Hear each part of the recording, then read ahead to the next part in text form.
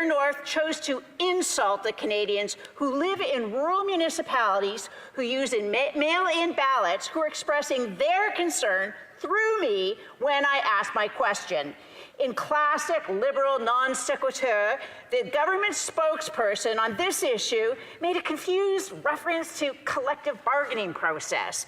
The question from Canadian rural municipalities was asking if the federal government would use taxpayer-owned resources to ensure the democratic process in municipalities was not disrupted by the federal government's inability to manage the collective bargaining process with postal workers. This is not the first time the member for Thunder Bay Superior North has insulted Canadians in her role as a Liberal cabinet minister.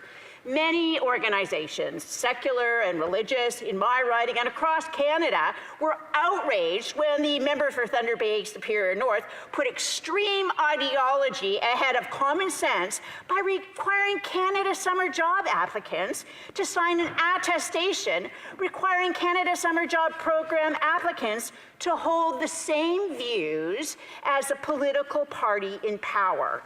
Ironically, the minister was trying to hide behind the Canadian Charter of Rights and Freedoms when most reasonable Canadians held the view that making organizations, particularly faith-based organizations, sign such an undertaking to qualify for government funding actually contravene the Canadian Charter of Rights and Freedoms.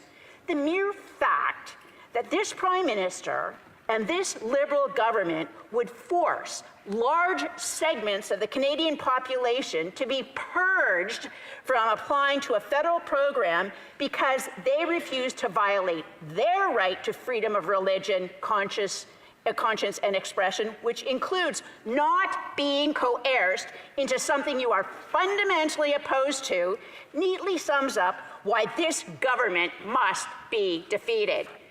That position is an affront to democracy by insisting that applicants for student summer job grants sign an attestation in support of abortion, the divisive election campaign the Prime Minister is so eager to engage in, if Gerald Butt's tweets are any indication, has already started. In what reasonable Canadians hope was a major backdown, Canadians will not know if that obnoxious requirement was actually changed until they see the list of successful applicants for the 2019 Canada Summer Jobs season. Question period is the only time Canada's official opposition has the regular opportunity to serve our necessary role in the democratic process to make the government of Canada accountable to Canadians.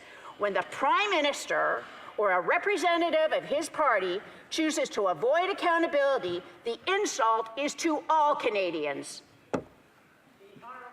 Parliamentary Secretary to the Minister of Employment, Workforce Development and Labour.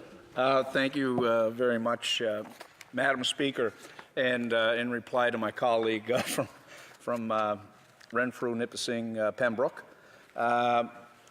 she made the reference early on in her comments about collective bargaining, and I know that it's somewhat obscure for a member having gone through 10 years of Stephen Harper government who showed nothing short of disdain for organized labor and collective bargaining in this country while they were in power.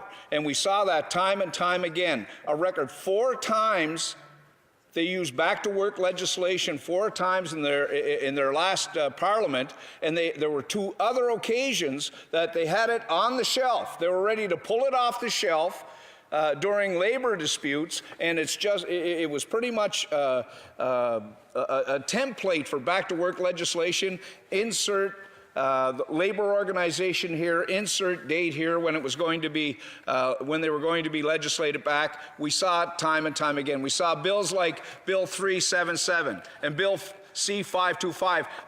Madam Speaker, might I add that the government that she was part of didn't even have the courage to submit that as a government. They put it through the back door through private members' legislation and brought it to the House to try to put it to organized labor in this country. So yes, we have a different approach to organized labor and to collective bargaining in this. And Madam Speaker, no, that collective bargaining is something that this government believes in, and back-to-work legislation is an absolute last resort. We know that Canada Post and Cup W had been in negotiations for over a year.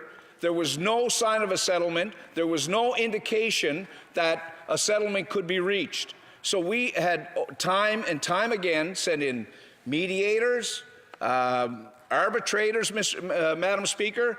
At the end of the day, we know that the rotating strikes that were being undertaken were hurting the Canadian economy.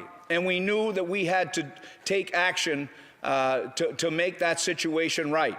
CFIB identified in a survey that they had done that it impacted almost 2/3 of Canadian businesses. And during that critical time of the year, I know in my own riding of Cape Breton-Canso, I had businesses who pretty much make their stake between November and Christmas in the export sector.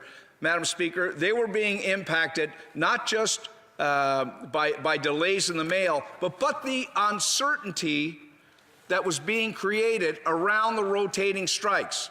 And that's why we ended up taking the initiative and, as a last resort, tabling back-to-work legislation. Madam Speaker, we know that the piece of legislation that we tabled was considerably different than the legislation that was tabled by the past Conservative governments, where they actually, there was a prescription for a resolution. What we did, we put in a mediator, arbitrator, that would look at factors around health and safety issues, gender parity on wages. Madam Speaker, those were issues that we felt were imperative, and that's where the situation lies now, in the hands of that of Elizabeth McPherson. Madam Speaker, we thought it was the best way forward, not just for the corporation, not just for the workers, but Madam Speaker, for all Canadians. Thank you. For Renfrew-Nipissing-Pembroke. Madam Speaker, I take my role to encourage openness and transparency in the Canadian democratic process very seriously.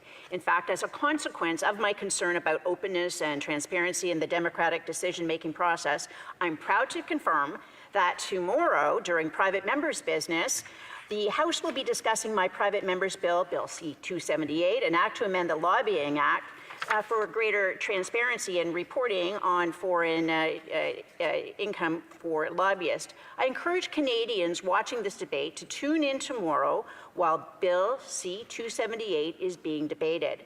I invite the government's representative to take this opportunity right now to apologize to all Canadians with a promise to do a better job of answering their questions and concerns when a member of the official opposition asks a question on their behalf.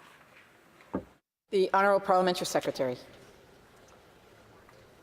Madam Speaker, I would have hoped that that member across, my colleague across, who I've spent a fair amount of time in this House with, I thought she might have taken the opportunity to apologize to organized labour in this country for the affront that they placed on them over the 10 years while they were in power, for the disregard that they showed collective bargaining in this country over their 10 years in power. Madam Speaker, we believe in a tripartite approach to labour relations. We believe in collective bargaining, and Madam Speaker, that's how we'll go about our business as long as we're in government. Thank you very much. L'honorable député de Saint-Hyacinthe-Bagotte. La gestion de l'offre au Québec représente 60% de la production agricole. Elle est absolument